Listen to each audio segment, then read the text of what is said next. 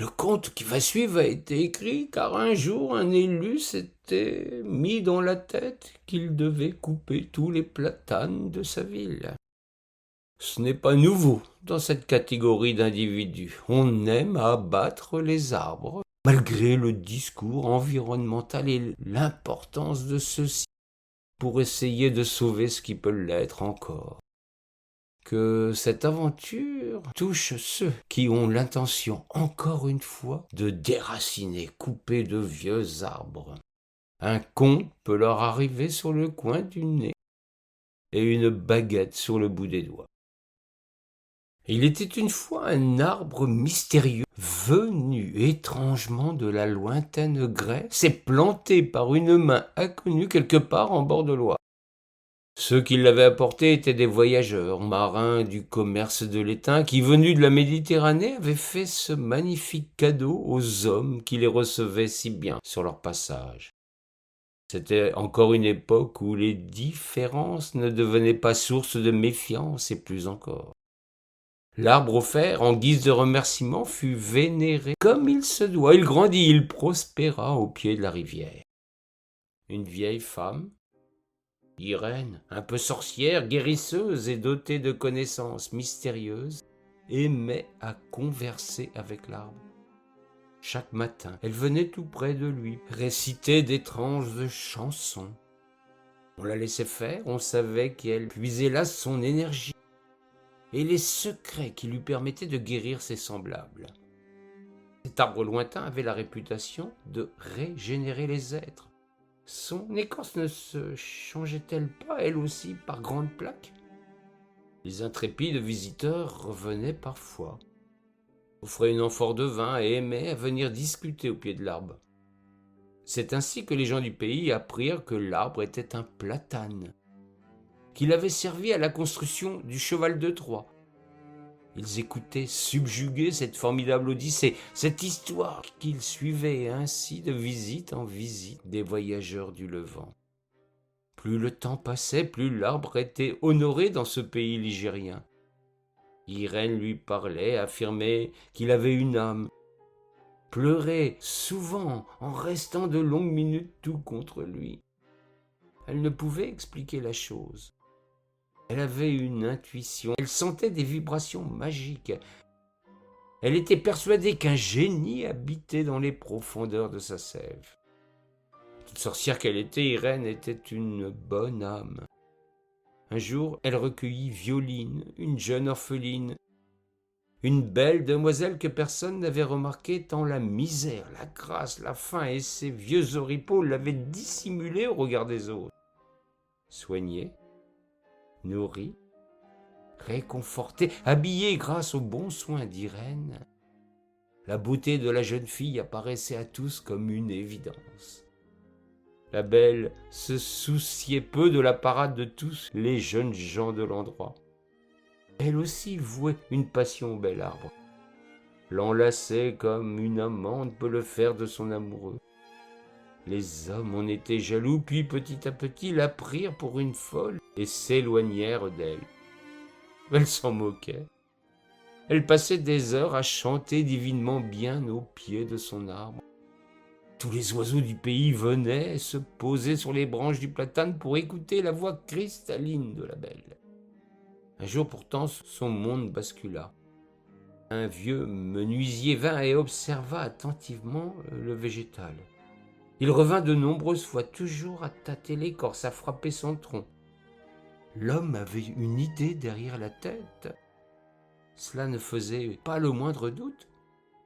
La belle s'en inquiéta, devinant que son ami l'arbre était en danger. Violine se promit de se donner au menuisier pour peu qu'il épargnât l'arbre.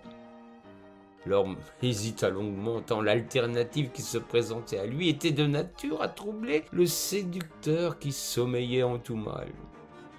Il fit quelques approches, profita de la situation pour prendre quelques avances sur ce don qui se présentait à lui, sans avoir encore fait la moindre promesse. Cependant, les préliminaires donnèrent lieu à des manifestations étranges. L'arbre tremblait, les oiseaux criaient, les feuilles tombaient, il y avait maléfice dans tout ça. Le menuisier se retira jugeant de revenir abattre le platane lors de sa prochaine visite, laissant Violine effondrée et sans courage aux pieds de son ami. Quelques jours plus tard, il revint, flanqué de bûcherons, pour commettre l'irréparable. On n'abat pas un arbre, on l'assassine. Violine sentait confusément la chose. Elle tremblait de tout son être, incapable de supporter le crime qui allait être commis devant elle. Ses lamentations, ses cris, ses plaintes, rien n'y fit, et le platane se retrouva au sol en un sinistre et lugubre grincement. Irène avait assisté impuissante à ce drame qui se déroulait sous ses yeux. Il n'était pas en son pouvoir d'infléchir la volonté d'un homme. Elle ne put que jeter des potions sur l'arbre à terre, le plaçant ainsi sous la protection de puissances divines. Le meunier se moquait bien de ce qu'il prenait pour des simagrées et des superstitions de vieilles folles. Bien mal lui en prit, car quand il voulut emporter le gisant, il fit venir des chevaux de trait. L'un d'eux se cabra, pris d'une frayeur irrépressible, et tua l'homme sans coup férir. Violine ne s'en consola pas pour autant. Son arbre était à terre. Elle espérait tant que son sacrifice fût utile, qu'un objet naisse de son bois afin qu'elle en conserve éternellement un souvenir.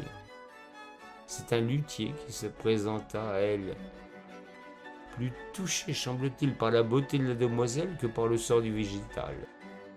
Il lui promit de débiter le platane, de le laisser sécher longtemps et d'en tirer un instrument de musique unique, rien que pour elle, en gage de son amour.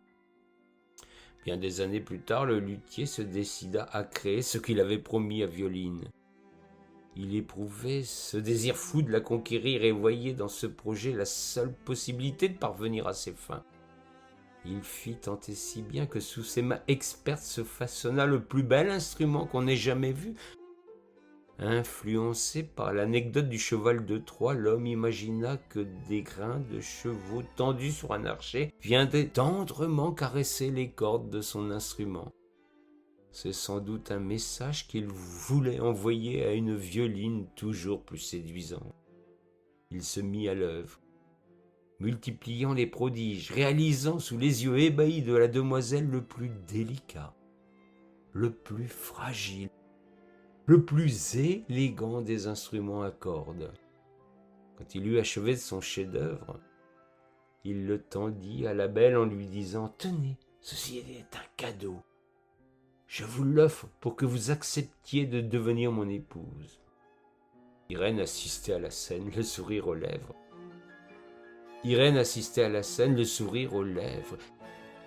Elle avait bon espoir que Violine accepte enfin de se marier. La vieille femme, tranquille, pourrait alors partir pour l'autre monde. Violine, surprise tout autant qu'intriguée, demanda à prendre l'instrument inconnu. Elle attrapa l'archet et se mit en quête d'en comprendre le fonctionnement.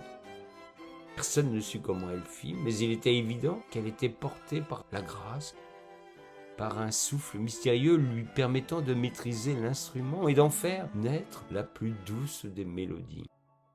C'était si beau que le luthier tomba à genoux à ses pieds, qu'Irène était en larmes, que les oiseaux de tout le voisinage vinrent s'assembler autour d'eux pour écouter la musique céleste. Violine elle-même semblait totalement dépassée par ce qu'elle produisait. Chose plus étonnante encore. Plus elle jouait, plus c'était beau, et plus au bord de la Loire, des arbres semblables à celui dont avait été tiré le bel instrument sortaient de terre. Un alignement de platanes était né au son du premier violon jamais conçu au monde. Le vent s'engouffra dans leurs branches, les oiseaux s'installèrent sur leurs cimes pour accompagner la douce musique qui naissait sous l'archet de Violine. La nature semblait se mettre au diapason. Tout en jouant, Violine chanta, comme elle le faisait autrefois au pied de son cher arbre. Elle déclara son amour au luthier qui avait su redonner vie à son cher platane de la plus belle des manières. Ils se marièrent, firent de nombreux autres violons, tandis que, toujours, en cette bonne ville, ont pris soin des platanes. L'histoire s'est perdue dans la nuit des temps. Elle revint soudainement à la surface car un homme voulut abattre les platanes. Il se méfie. D'autres prodiges peuvent advenir. Les sorciers ont plus d'une corde à leur archer. Irène est toujours présente dans l'âme des arbres de sa ville.